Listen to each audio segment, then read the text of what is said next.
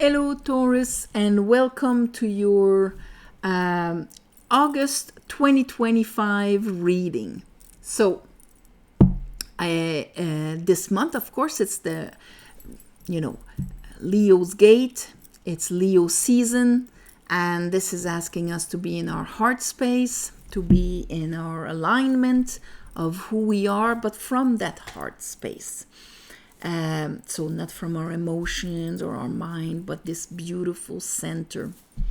So at the same time, because this is going to be, around the 8th where we're asked to be in this position. And then on the 9th, we have the full moon in Aquarius, which is talking about, okay, let's shed the light on, who you are and what you want to bring to the world, to your community, to your family or around you.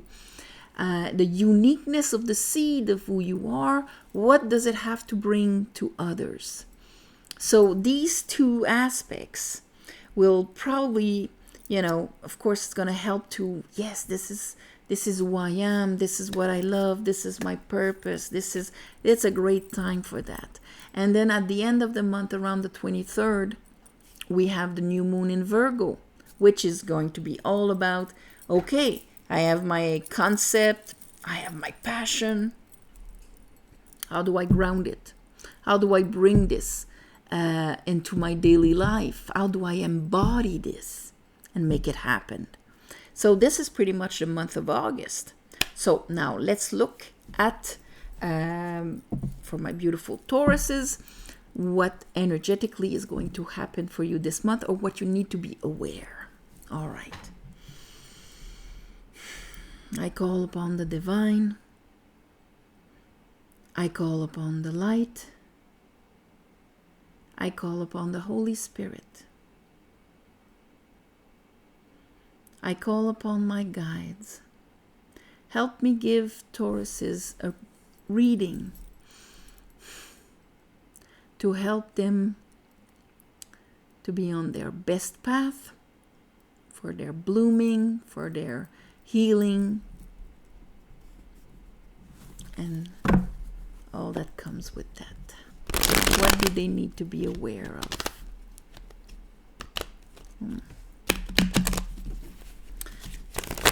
It's also we can navigate these energies in the best way possible.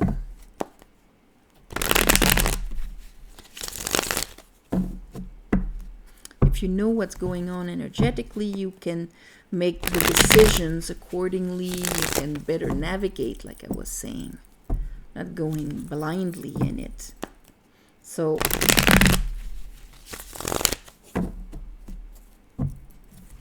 let's see, what do you need to be aware of, Taurus? All right, give me 3 cards. All right, so there's the Leo, there's the Sun, there's the heart space we were talking about, and with it we have the 10 of Wands. A lot of things that you want to bring forward. Okay, the 10 Wands is the end of the cycle of Wands, fire, but this is when we're ready to deposit, drop it, it's done. It can also be all of the expectations and the responsibilities. What do I carry on my shoulders now? What is making things more heavy or draining? Or that it's time for me to drop it because it's done. So the sun is kind of shining on this for you at the beginning of the month here. All right. Is this mine? Is this energy mine? Is this expectation mine? I have the 9 of Pentacle after that, with the 8 of Pentacle, but in reverse.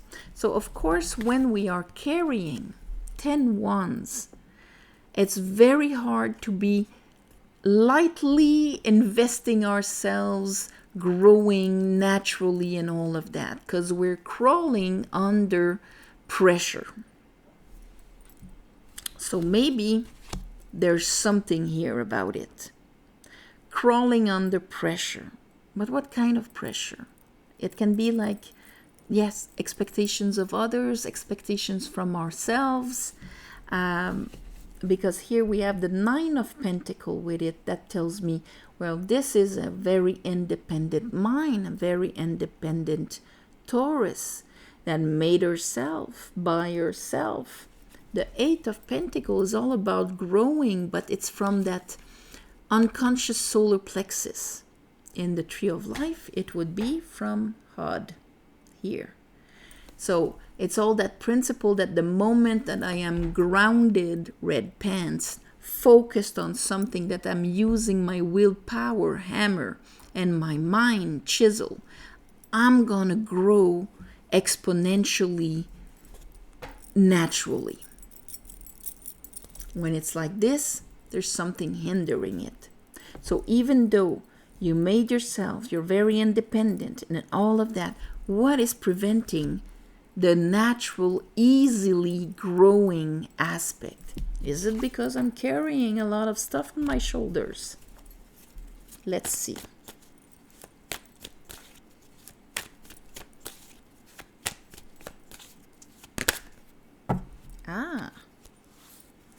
So it's time to maybe let die something.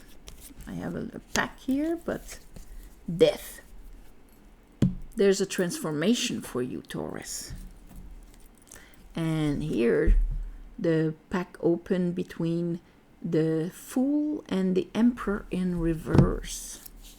So the Fool in reverse is like, it's when we're starting a new cycle, but we're not light as we should be. It's not the wand, only one wand, light, aligned with the sun, with almost no baggage. Oh, probably there's a lot of baggage which creates this kind of thing. I'm crossing my fingers and I'm exhausted. I'm not all elevated like this.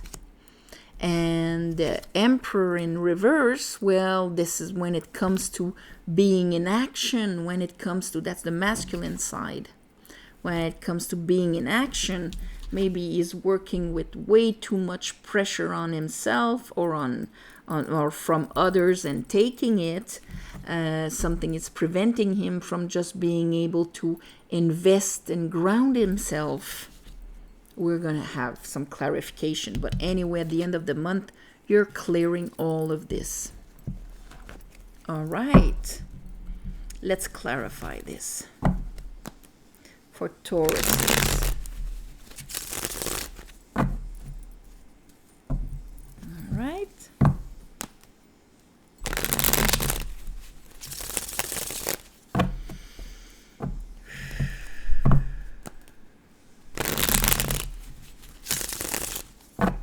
Okay, let's see that Ten of Wands. What's that pressure all about? What's that pressure all about? About the Fool. Judgment. Okay, you're coming in with that sun shining on your pressure here. And that sun shining on that pressure is going to push you to make a decision, lovers, about how you're going into this, if you're taking it or not. And here's the Fool again, but this time upright. So we have a confirmation. We cannot start a new thing if we have so much on our shoulders. We just won't be able to. You cannot have a lip. That's the straw that breaks the camel's back. So gonna have to make a decision of finishing something in order to start the new one. What's that? Eight of Pentacles in reverse. What's that? What is preventing that growth here? Because here you have the opportunity to start anew, but it needs to be on the Fool. But you have a hard time, you know, just investing in it and grounding it, because here's Venus in Scorpio. That is when it comes to looking at, you know, what that project or that new passion or that whatever it is can become, you're being all blurred with projections of unresolved, unprocessed waters. So you have a hard time seeing, or you can easily visualize downfalls, or it won't be worth it, or whatever, which prevents you from just being, yes, I'm going in it. Him, he cannot carry anything. He doesn't have any more waters of the past. He's zero. He's got no residual vibrations. So here we have a hard time starting because we carry a lot of stuff that is making our projections blurry. And here, old waters, Venus and Scorpio. That's when Venus is trying to come in, but Scorpio did not clean everything, and he remembers all the time that Venus wasn't there. And he's like, yeah, that time, and he can turn these movies of what happened in the past in the present, blocking the sight. And so then it's harder to invest ourselves. We need to have the judgment. Whoops, lost it. If not, we're going to resist anyway. So we need that judgment to arrive. We need that judgment, that higher trumpet, so that we can re-question these conclusions, these parts of us that are holding the pains and the sorrows. Look at death. What here is with death. All right. So, a transformation of what it means to be independent. And maybe the difference between independence and self-sufficient. It's very valued to be self-sufficient. Oh, that person is self-sufficient. All that person has, they did it by themselves. Nobody helped them. So self-sufficient. And self-sufficient, that's isolating, to be self-sufficient. It's not a quality. It's out of not having been able to rely on others, being isolated, not being able to trust, not thinking that people would support us or see our value because we have a hard time seeing it ourselves or whatever, or we think they're going to expect something, put even more pressure on us. So we became a self-sufficient island. Independence, on the other hand, is something completely different. You're independent, like a tree is independent, but a tree is not isolated. A tree is connected with everything around it. It can receive support and offer it. And it does not remove anything from his worth and from his value if he gets support of it. So the danger here that is happening is that there's a new beginning for you, but all the pressure of you know, I'm going to have to do this on my own kind of thing, prevents the ease and the growth of that project. So that means that you're going about it in the wrong way. And maybe you're, in a way, you're kind of proving yourself right that you're alone to do it. So what is going to be really key here is the difference between self-sufficient and independence. What is independence? I